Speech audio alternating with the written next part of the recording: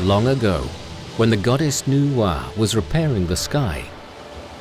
She melted down a great quantity of rock into 36,501 large building blocks. One single block was left unused. It lay at the foot of Green Sickness Peak and possessed magic powers. It could grow or shrink to any size it wanted.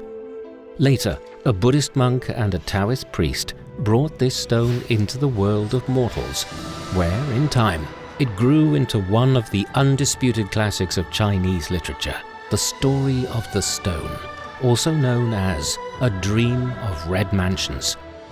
That laid-aside stone stands for both the protagonist of the novel, Jia Baoyu, and the author himself, Cao Xueqin.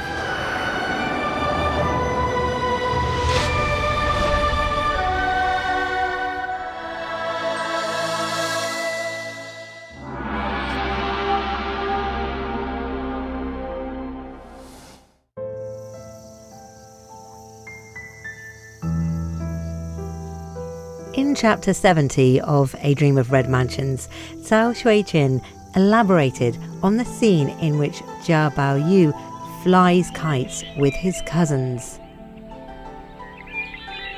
As well as helping readers understand Chinese people's kite-flying activities in the early Qing dynasty, this passage is also a lament on the part of the author regarding the fading of beautiful things. For uselessness, the world's prize he might bear, his gracelessness in history has no peer.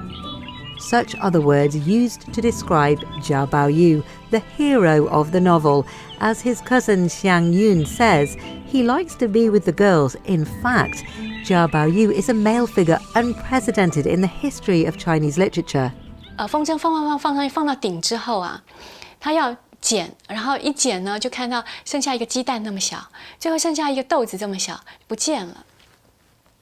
这个时候呢，接下来展现了贾宝玉的一句话，你必须看早期抄本的时候才看得到。他说：“这个风筝啊，不晓得会落到哪里去。如果是在大街上哈，有孩子捡去玩的话，那就没关系；如果是落到那个荒郊野岭哈，没有人陪伴他的话，我替他寂寞。”接下来他说，他告诉林黛玉说，须得再放一个上去陪他。好，这就是贾宝玉。那我从某种角度上面相信，这是曹雪芹的一种个性的演化，也就是说，他是一个非常温暖的，非常付出感情的。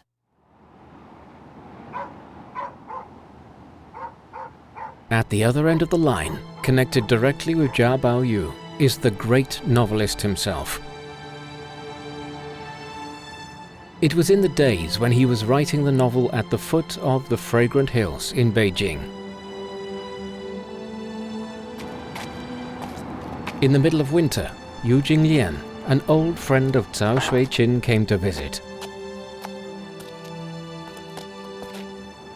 The veteran had retired from the army with a crippled leg and was only able to make a living by selling his paintings.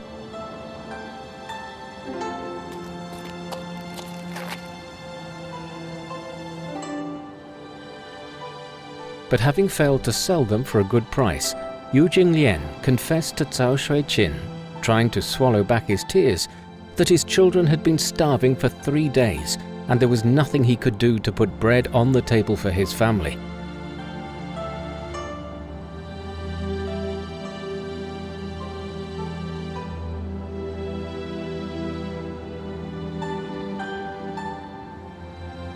Though on a tight budget himself, Cao Xueqin did not hesitate to draw on all his savings and offer support to a friend in need.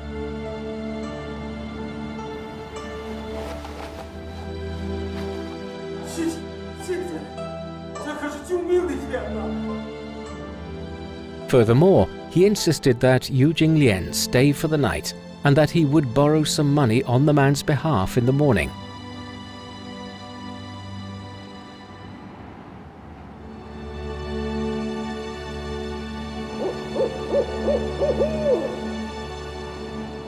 That night, struggling to sleep, Yu Jinglian mentioned that some lord in the city was willing to pay several dozen taels of silver just for a kite.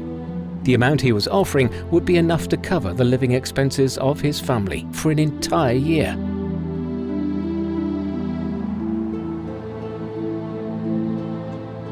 Upon hearing that, Cao Xueqin got off his bed in excitement and offered to teach his friend how to make a kite.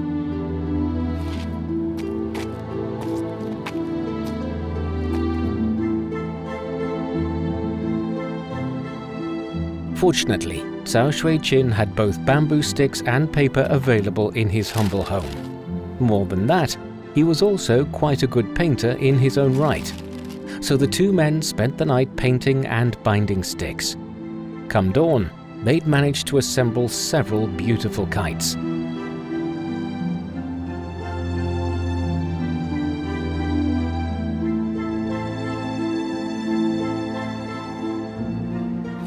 Although in deep doubt, Yu Jinglian went home with the money and food Cao Xueqin had given him, along with the kites.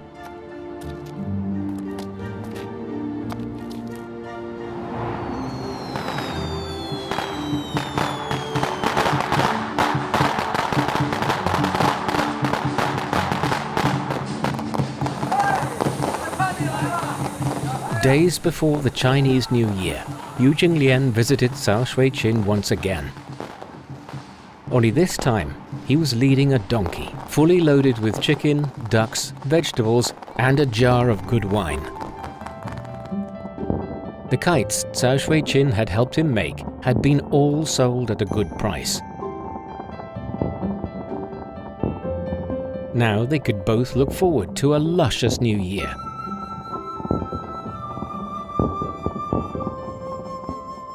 Over the succeeding few years, Yu Jinglian's name became well known in the kite world of Beijing. Yet, from time to time, he would still visit Cao Xueqin for new kite designs.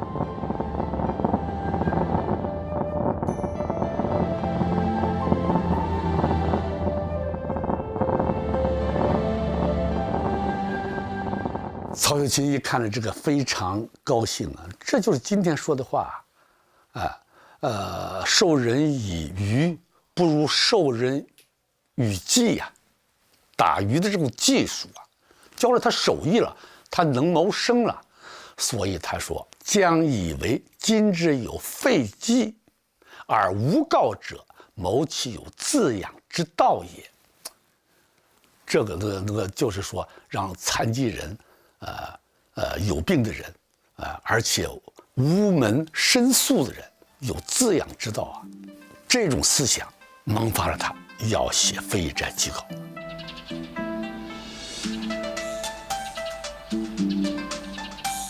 The collective essays on crafts for the disabled compiled by Cao Xueqin includes 8 volumes themed on seal carving and making, kite making, weaving, porcelain making, knitting and darning, printing and dyeing, garden design and cooking.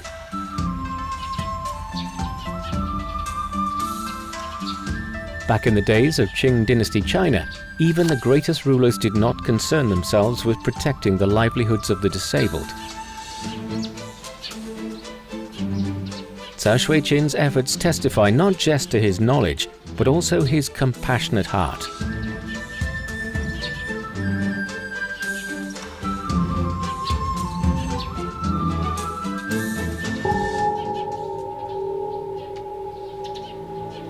A codex of the collective essays on crafts for the disabled emerged in Beijing in the 1940s. Kong Xiangzi, then student of the National Peiping Art School, was allowed to copy several dozen pages. The original codex was taken away to Japan before finally vanishing.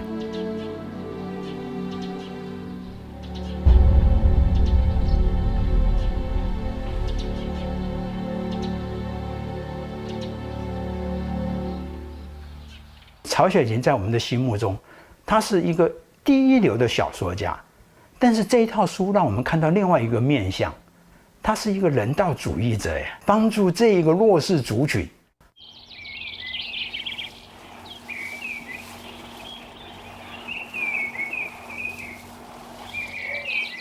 Today, in a corner of the Beijing Botanical Garden, there's a small dwelling in front of which stands a crooked ancient Chinese scholar tree.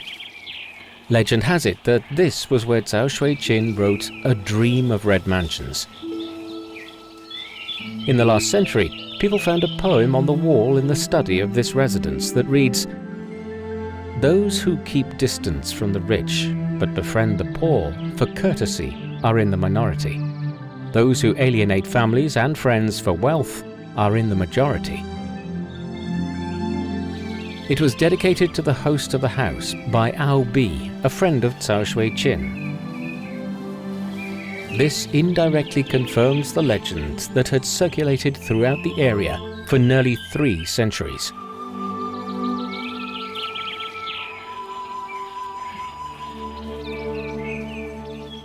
这棵树在这个地区是很有名的一棵树，人们都管它叫韦伯树。1984年，四王府村有个老太太叫任淑珍，亲自跟我说，在37年，她的奶奶跟她说，贾宝院就住在村西边整白旗的微博树那儿。我问那是贾宝院是谁？他说贾宝院就是曹雪芹呐。他这个传说很符合自传说了。 The path that leads from Cao Xueqin's residence to the depths of the hills has been named the Cao Xueqin Trail.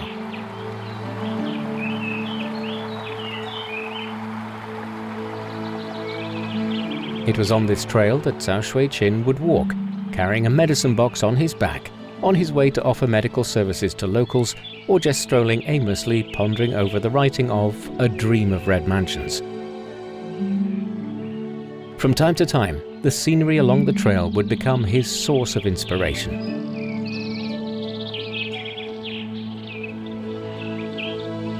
This giant crescent rock that has been here for centuries of time is said to be the prototype of the sky-mending stone of Niuwa and the magic jade in the novel.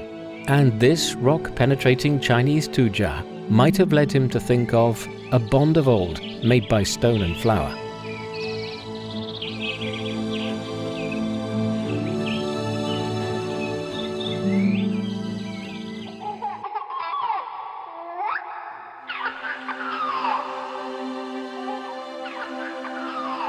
Cao Xueqin and his wife had some happy days of their own after their baby was born.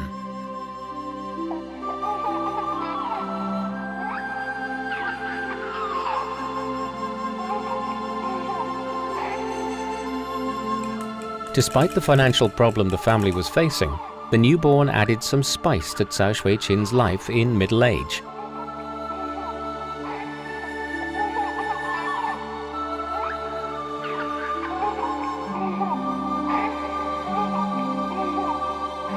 However, it was a period of happiness that proved fleeting.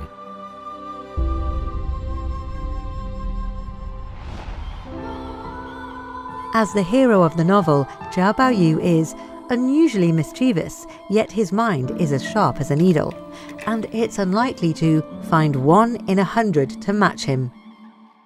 有人说你用最简洁的语言评价贾宝玉，我说呢很难用最简洁的语言评价，因为这个人物呢太丰满了。但是你一定要我回答，我说就2个词：情真、率真。那么在贾宝玉身上出现的那种真、善、美，是非常令人感动的。 As the story goes, one day, a few girls go to collect flowers in the garden and begin playing Match My Flower, but soon they start arguing about a species of orchid and end up in a fight, during which one of the girls, Caltrop, spoils her new skirt in a muddy puddle. At this point, Baoyu arrives and finds out Caltrop's plight. I'm sure the Xues could afford to spoil 100 skirts like this one every day, he said. But that's not the point. Aunt Xue is a bit inclined to nag. I've often heard her complaining that you are extravagant and a bad manager and don't know how to look after things properly and so forth. I'm afraid if she gets to see it, you are going to have rather a lot of that sort of thing to listen to. As it turns out, what Bao Yu says is exactly what Caltrop's been thinking. After getting Caltrop's consent, Bao Yu has his chief maid, Aroma, prepare her skirt that is tailored the same way for Caltrop to change into. Upon parting ways, Caltrop reminds Bao Yu, "You won't ever tell your cousin Pan about this, will you?" "What? Put my head inside the mouth of a tiger?" said Bao Yu, laughing. "You must think I'm crazy."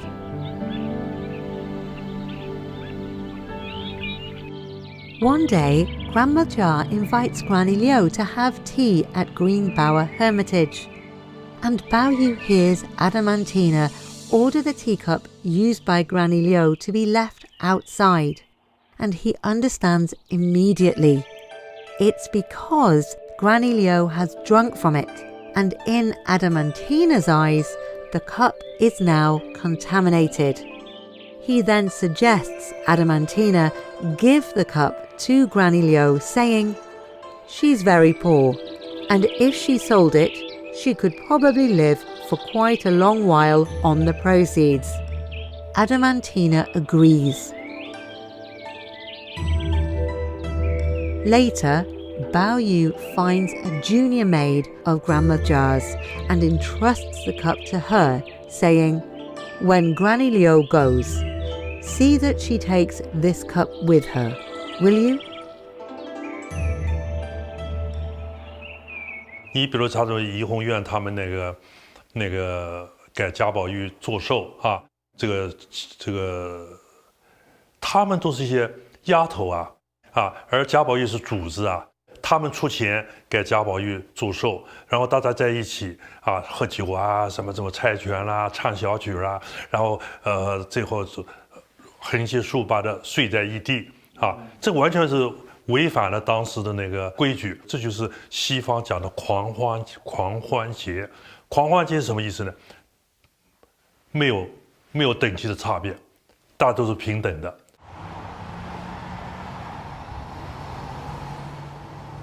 儒家思想比较强的时候呢，都是为了社会，为了家庭，为了父母，为了他们的妻小啊，他们来就自己要努力下来，然后拿到一个好的官呐，这样的话就生活好。他是偏不要功名的，他是要的是真情，啊，这个是当年可以说是叛逆的性格嘛。所以呢，就中国文艺发展史上的，也是贾宝玉的出现是可以说是比较重要的一个标志。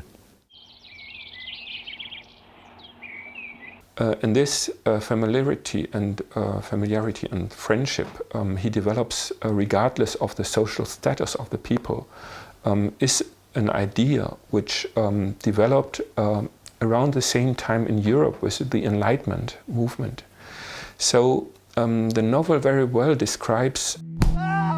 In chapter 33, Jia Baoyu is seriously beaten due to a groundless imputation and his relationship with an actor.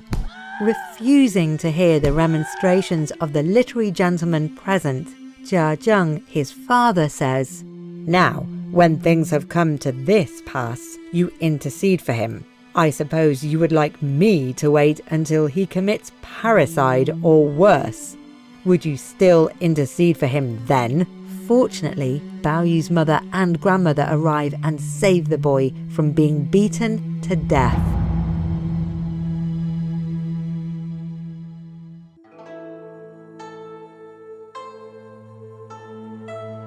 That night, Lin Daiyu pays Bao Yu a visit and says in tears, "I suppose you'll change now." Bao Yu gives a long sigh and replies, "Don't worry, I shan't change. People like that are worth dying for. I wouldn't change if he killed me." As the story develops, Skybright, along with her honest character, is stymied by the suppressive and feudal Jia family, by then in its death throes. Bao Yu is forced to marry Shui Baochai, leading to the perishing of the heartbroken Daiyu. and Bao Yu, disappointed and agonized, becomes a provincial graduate as his family wishes before leaving home to become a monk. 对他父母，他还他们一个功名，考了举人，中举了。对他妻子还留给他一个儿子，他府中宝钗怀了他的儿子以后叫贾贵，对他儿子以后要贾家整个要兴起来，贾家整个宝钗要担负的。袭人呢，跟他夙缘最深的是，对吧？留给他个丈夫，蒋玉菡。别忘了这个蒋玉菡是演员，所以他在俗世里边替宝玉演完这出戏。这从古至今的哲学家、文学家都在思考的问题，就是人生终极意义，人活在世界上有什么意义？那么一部石头记，我认为它的价值就在于用这块石头的亲见亲闻，亲见亲闻是一个书里头的话，亲见亲闻说明在现实人生中确实存在着有情是天下，即便是短暂的，即便是悲剧，但是这说明人生是有价值的。这个是我认为《红楼梦》的一部石头记的根本价值之所在，人生是有意义的。In the final chapter, Jia Zheng arrives in Nanjing with the coffins of his mother, Da Yu, and other Jia family members to inter them.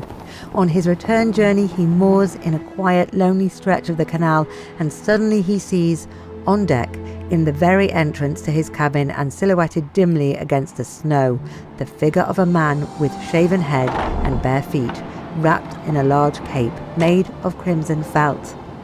The figure kneels down and bows to Jia Zheng, who hurries out on deck, intending to raise him up and ask him his name. The man, having bowed 4 times and now standing upright, presses his palms together in monkish greeting. Jia Zheng is about to reciprocate with a respectful bow of the head when he looks into the man's eyes and with a sudden shock recognizes him as Bao Yu. "Are you not my son?" he asks. The man is silent, and an expression that seems to contain both joy and sorrow plays on his face.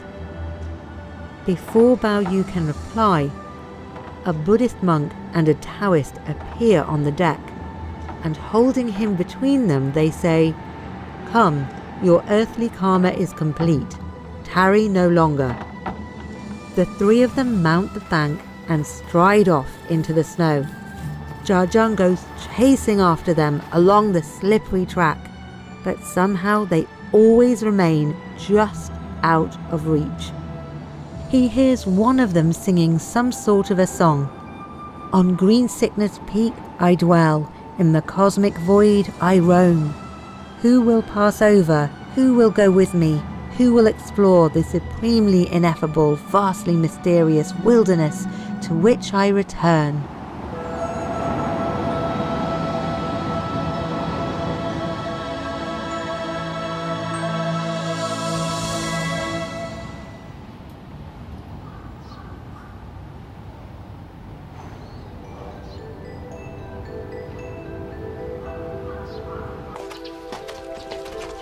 One autumn day, at noon in 1761, Cao Xueqin, in the process of writing, was interrupted by bustling noises outside.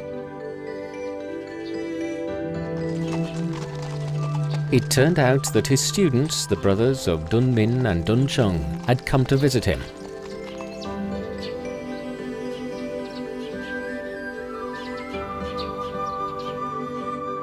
These 2 brothers of royal descent had always respected their teacher for his unyielding character. Dun Cheng even wrote a poem paying tribute to Cao Xueqin. "Rely not on the powers, write instead in the village of yellow leaves." The village of yellow leaves, in this instance, symbolizes the fragrant hills in Beijing during autumn. The scenic fragrant hill in autumn has been a subject that many Chinese poets other than Dun Cheng have dealt with.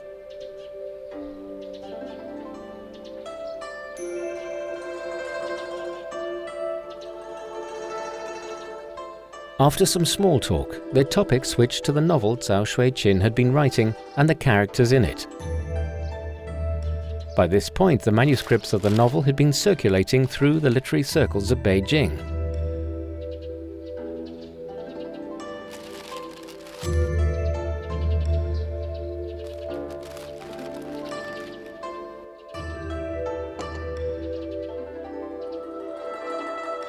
Whenever a friend visited and asked to read the manuscripts, Cao Xueqin was happy to lend them.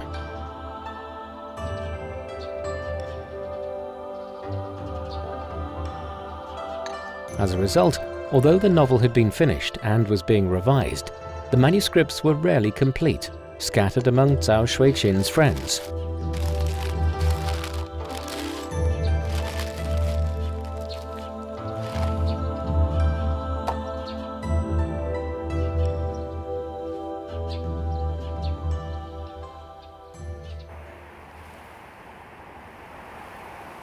The brothers didn't leave until the sun was going down. Stepping on the narrow path, covered in red and yellow leaves, they headed back towards the city.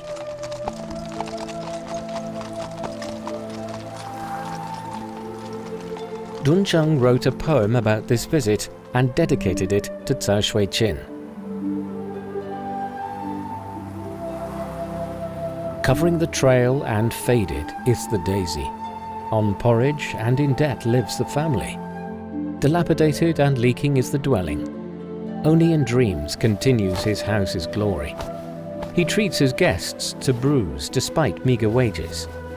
To the West Hills in the afterglow, he toasts daily.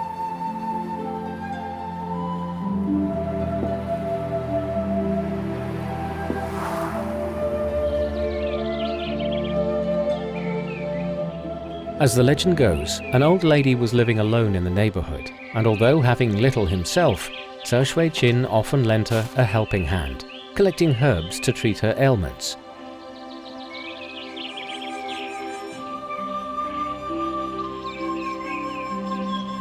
The intelligent and outgoing old lady brought a lot of laughter to Cao Xueqin.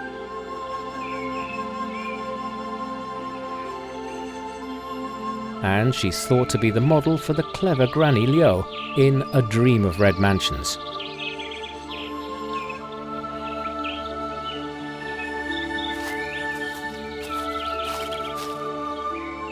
In the eyes of his fellow villagers, Cao Xueqin was a learned scholar and a doctor who provided free treatment and effective remedies.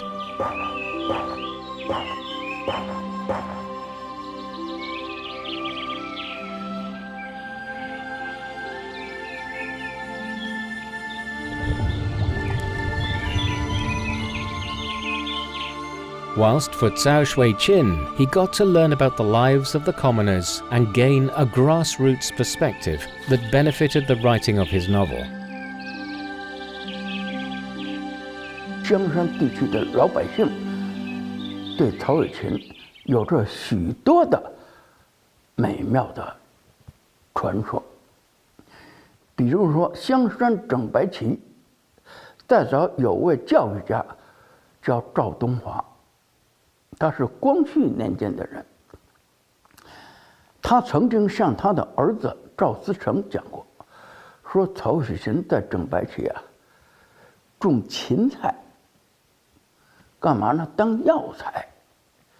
因为芹菜这种药材治什么？治骨症，也就是大肚子症。曹雪芹呢用芹菜做药材，去救治当地的 有病的贫穷的老百姓。 As the author wrote in his novel, Cao Xueqin, in his nostalgia studio, worked on it for 10 years, in the course of which he rewrote it no less than 5 times. It took Cao Xueqin about 3 years to finish the first draft of the novel, and a long time to review and revise it afterwards. It was this painstaking attention to revision that elevated the novel to a work of genius.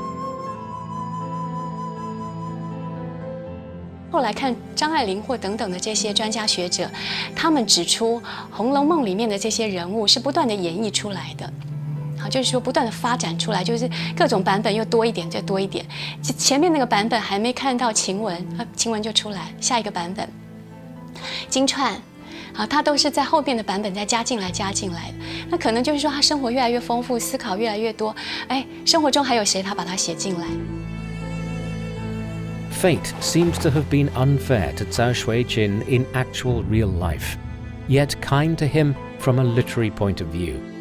It was that favour that enabled him to give us an authentic portrayal of 18th century China in A Dream of Red Mansions.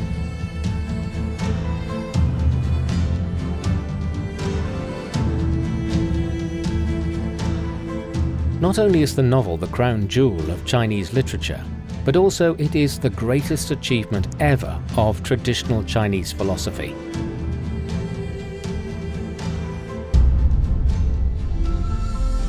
他是汉人，他也是满人，汉文化、满文化他都有。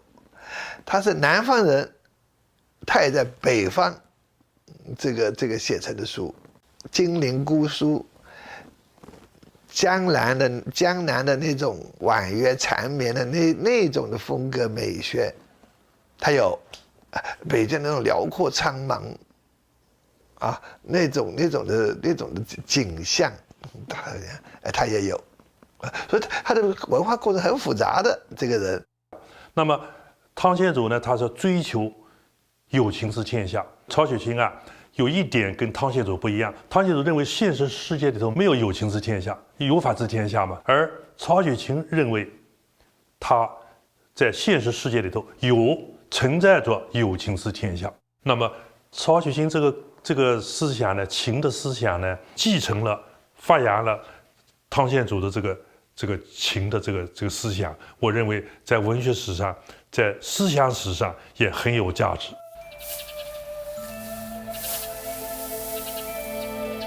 One early morning in fall in 1762, Dun Cheng came to visit his brother Dun Min at Taiping Lake in Beijing. Upon entering his residence, Dun Cheng found Cao Xueqin, who then told Dun Cheng that he had arrived the previous evening and drunk with Dun Min. By then, Dun Min was still asleep, but Cao Xueqin was up craving for more wine.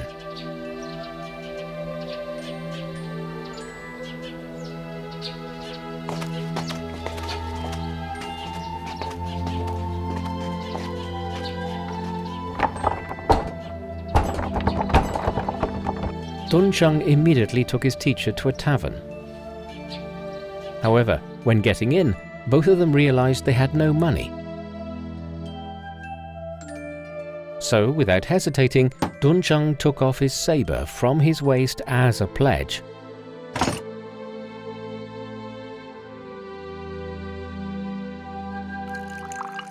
There they enjoyed themselves, drinking and declaiming with gusto. After savouring the wine, Cao Xueqin wrote a long poem to thank Dun Cheng.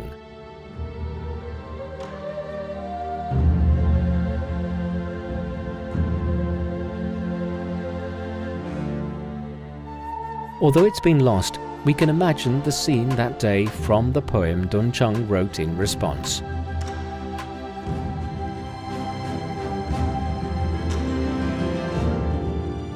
Worthless with me. Never can my sabre compare to Liu Qian's. Skinful after skinful we drink. Full of words is now my heart. In delight exclaims Sir Cao, his poems sharp as a knife.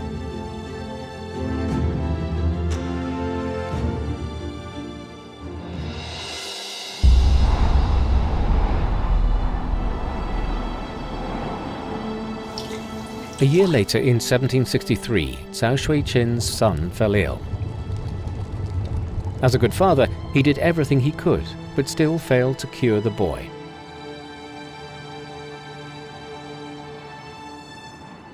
Not long after, Cao Xueqin's son died.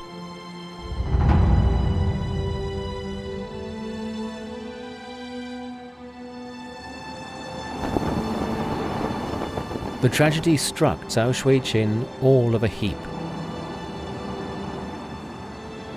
Why had fate seen fit to unleash a cataract of misfortunes on his clan, his family and himself?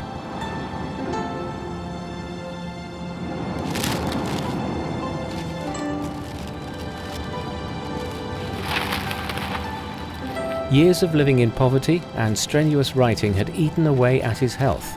Losing his son was the last straw. There was nothing for it but for Cao Xueqin to take to drink.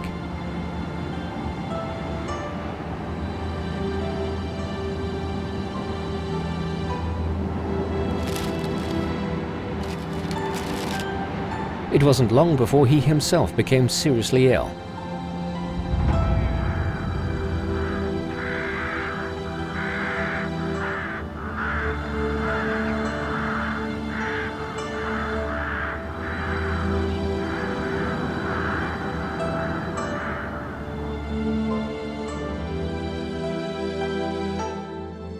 On his deathbed, perhaps Cao Xueqin had feelings of both joy and sorrow, just like when Bao Yu bade his father farewell.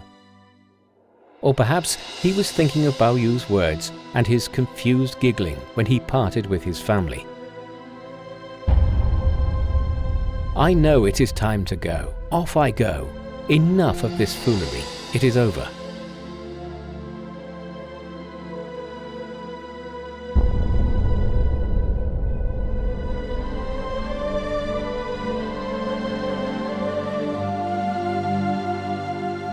On Chinese New Year's Eve, snow fell on the fragrant hills in Beijing.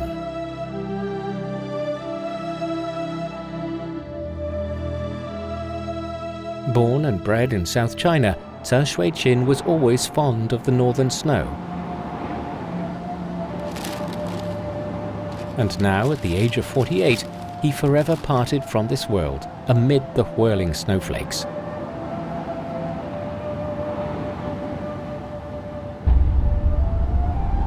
Left behind him was his wife in floods of tears, as well as a classic work that was to become the pride of the Chinese nation.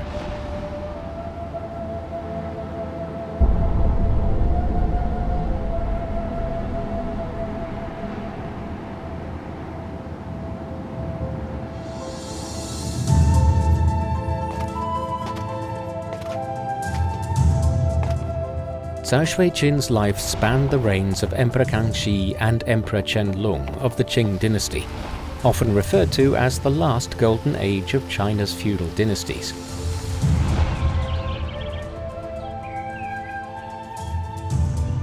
He witnessed the country's best days and went through the worst hardships it had to offer, all the time somehow managing to turn all of them into a plaintive and yet beautiful elegy to a bygone era and its lost ideals.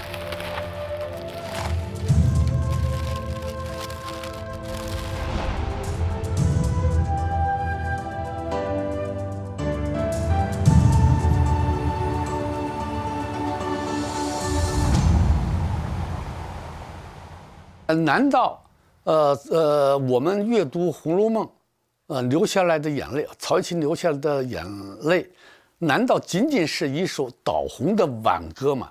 也不是，就是说《红楼梦》一书啊，产生于封建社会的末期，但它对中国的新民主主义的文化产生了巨大的影响。在反帝、反封建的五四运动中啊，所有的风云人物，你比如说风云人物这很多了，啊，那个蔡元培也好，胡适也好，这都是风云人物。还有旗帜性的人物，比如就是陈独秀啦、鲁迅啦，他们都对这部世界名著啊都非常熟悉。而毛泽东同志呢，终其一生都在阅读这部文学巨作。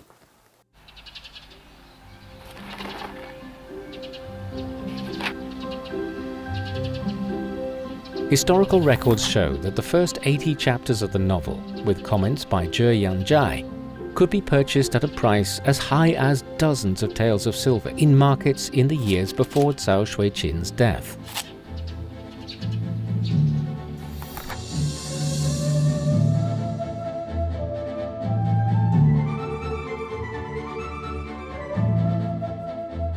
In 1791, littérateurs Cao Xueqin and Cao gathered the complete 120 chapters of the novel and reviewed and lightly edited them before printing them using a movable type system.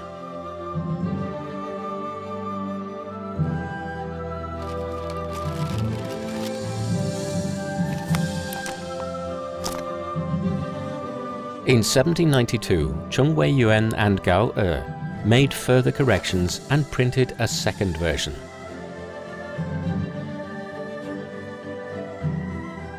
These two versions of the novel enjoyed the widest popularity with readers. But even before those two versions had started to circulate, the novel, with its irresistible literary glamour, had already secured its place in the hearts of Chinese literati.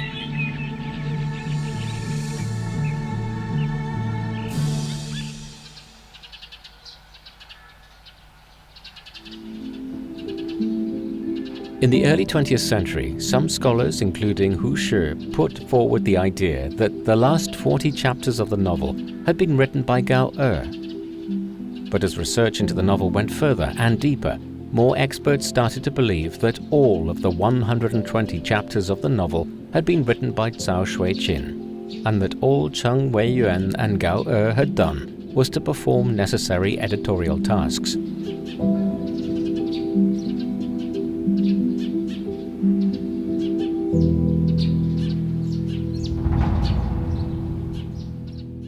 世界上的有名的那经典，还没有一本说是2个作者以上的，因为2个作者才气都那么高，这么了不得，怎么可能他们的风格一样？那如果一个高一个低，那个低那个一定学不来，那个才高那个，后世会写的非常好，极好，很重要的2根柱子，一个是黛玉之死，一个是宝玉出家。前面80回写的再好，也是为这个东西最后准备的。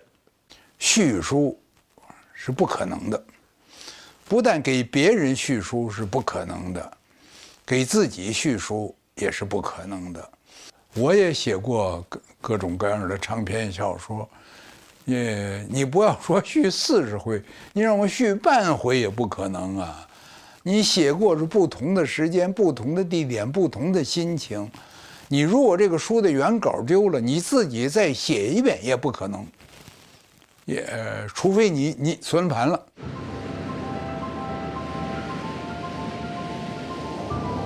The following year, just after the second version had come out, a ship sailed from Zhejiang to Japan, carrying 9 sets of the 120-chapter novel.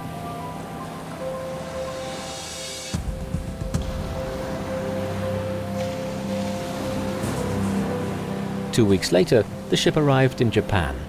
A dream of red mansions had begun its overseas journey.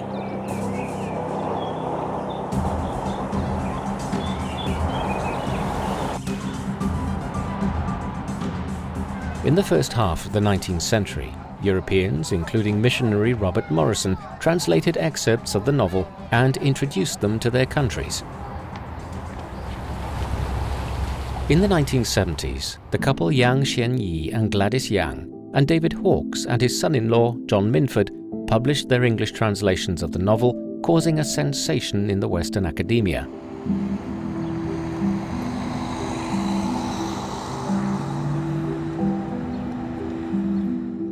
In 1981, sinologist Li Chehua and his wife Jacqueline Alazeis published the French version of the novel in France. This was the culmination of 27 years' hard work. A French critic said its publication filled a harrowing void of 2 centuries, and that the novel seemed to have been created by the joint efforts of the French novelists Marcel Proust, Pierre Carlet de Marivaux, and Stendhal.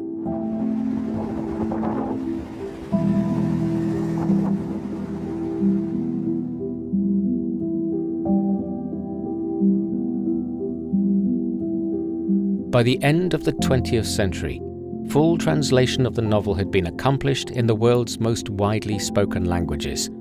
The publications of these editions further solidified its status in world literature.